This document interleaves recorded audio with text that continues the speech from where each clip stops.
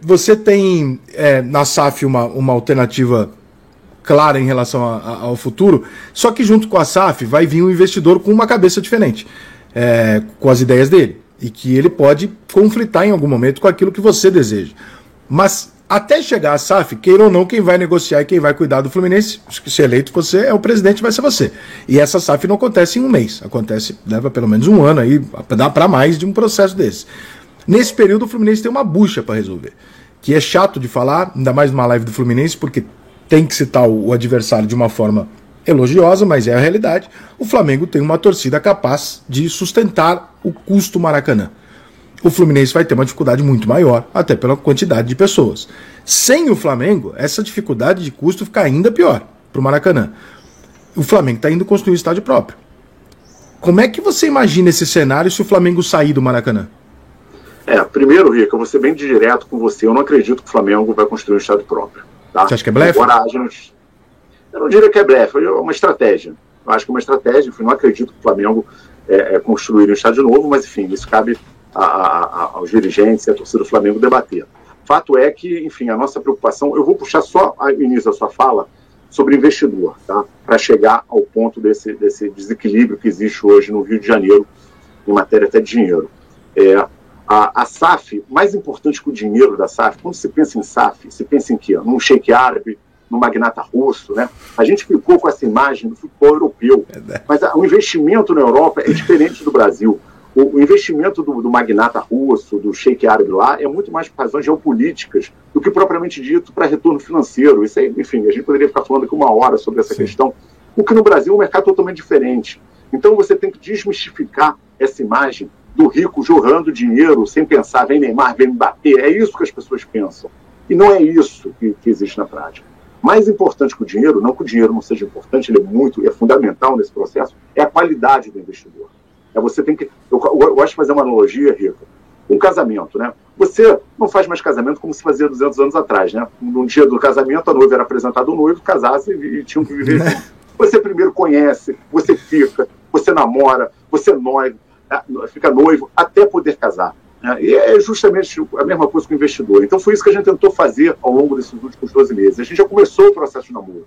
A gente já está conversando, a gente já identificou que o mais importante que o dote da noiva é a noiva. A noiva tem que ser importante. E tem um compromisso esportivo com o Fluminense. E qual foi o caminho que a gente buscou? Investidores tricolores. Tá? Mas o Botafogo tem o John Texel. Ok, foi a visão que eles utilizaram, adotaram naquele momento, e não estou aqui para julgar. O nosso entendimento é diferente. A gente tem que ter alguém que tem algum compromisso com o Fluminense, algum compromisso com o futuro esportivo do Fluminense, um bom acordo de acionistas com o Fluminense, marcando algumas metas esportivas, e foi isso que a gente construiu. Até chegar no momento de que a gente discutir estádio próprio, valorização do CT. Isso passa muito pela qualidade do investidor. Se o investidor quer entrar, investir 500 milhões de reais para vender por 700 milhões, e é legítimo que ele assim o faça, ok, não é esse perfil que a gente quer. O perfil que a gente quer é do investidor comprometido com o clube, e isso passa muito pela identificação com o Fluminense, de entender qual é o diferencial da torcida do Fluminense. De fato, a torcida do Flamengo é muito maior, né, que todas as torcidas do Brasil, e costuma levar mais gente ao estádio. Mas se você pegar percentualmente com o tamanho da torcida do Fluminense e com a média de público do Fluminense, você percebe que a torcida do Fluminense é muito mais participativa, né, percentualmente, se comparado.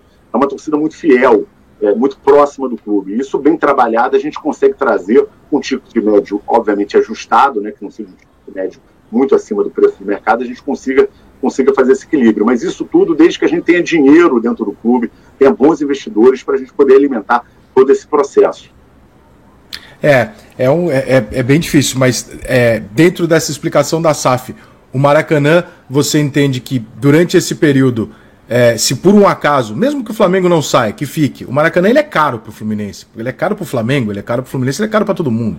E todos os candidatos que falaram aqui mostraram muita indignação com os valores que o Maracanã usa, com quantidade de guardinhas, de coisa que fica ali parecendo que tem alguma coisa errada. Como a gente está no Brasil, acho bem legítimo você desconfiar de qualquer tipo de coisa que tenha uma gestão pública no meio.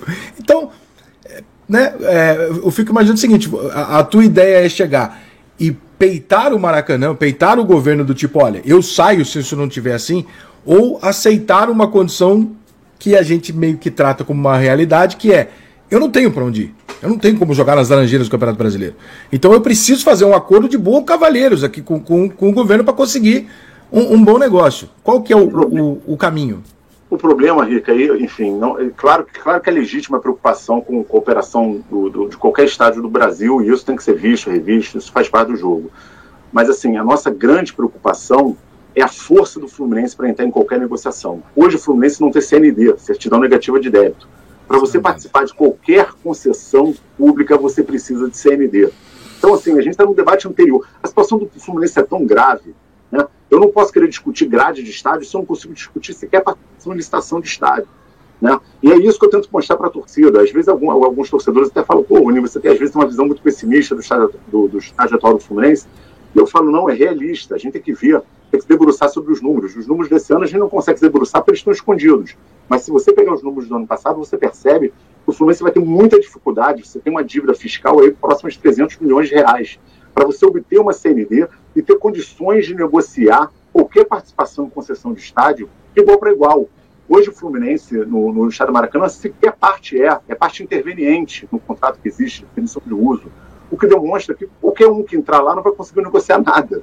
Por quê? Você precisa primeiro se fortalecer, primeiro você tem que ter dinheiro, fortalecer, ter CND e ter condições de negociar, fazer bom acordo, e aí entender que o futebol ele tem adversário dentro do campo. Mas fora do campo você tem que se entender com os demais clubes aqui do Rio de Janeiro para fazer um bom negócio. Você tem que pensar que o Fluminense de forma profissional. Não existe picuinha no dia a dia de mesa de negociação. É ver o que é o melhor para o Fluminense. O melhor para o Fluminense hoje é correr atrás da sua CND, é correr atrás da sua dívida, é não fingir que não existe um bid de dívida e achar que está tudo ótimo, porque isso tudo influencia. Influencia no estádio, influencia em Xerém, influencia na venda no meio do ano, na janela de meio de ano. Então, assim, a nossa discussão, muito embora seja legítima, essa preocupação é posterior a isso. Eu só posso discutir isso se eu tiver CND, senão eu não vou discutir nunca isso, vai ser um discurso vazio. Então, assim, o plano prévio é resolver CND, resolver a equação do Fluminense e o Fluminense entrar com força para qualquer negociação de concessão de qualquer estádio no Rio de Janeiro. O que eu estou entendendo que você está me dizendo é que você tem os investidores para o Fluminense já. O que eu estou dizendo é que nós estamos já avançados nas negociações com os investidores. Nós fizemos um dever de casa. A gente, ao longo dos últimos meses, enfim, mais especificamente nos últimos 6 meses, a gente já conversou com alguns investidores. Já estivemos aí, o Pedro Antônio, que é um tricolor ilustre, ele já viajou o mundo para conversar, para entender. Eu já estive com ele em São Paulo, aqui com alguns. Então, assim, já tem alguma coisa encaminhada. Enfim, claro que a gente só vai poder, como você bem destacou, isso é um processo que demora 12 meses. No nosso cronograma eram 10 meses. Né? A dificuldade é como fazer futebol, como manter o clube nesses 10 meses. Então, a gente precisa montar uma estrutura de crédito nesse período todo, para que a gente tenha um fluxo de caixa, para que a gente possa migrar para o modelo SAF. Mas, para isso, eu posso dizer para você, amigo, a gente já está namorando. O namoro já tem. A gente tem que ganhar a eleição para poder virar noivo e poder casar no ano que vem.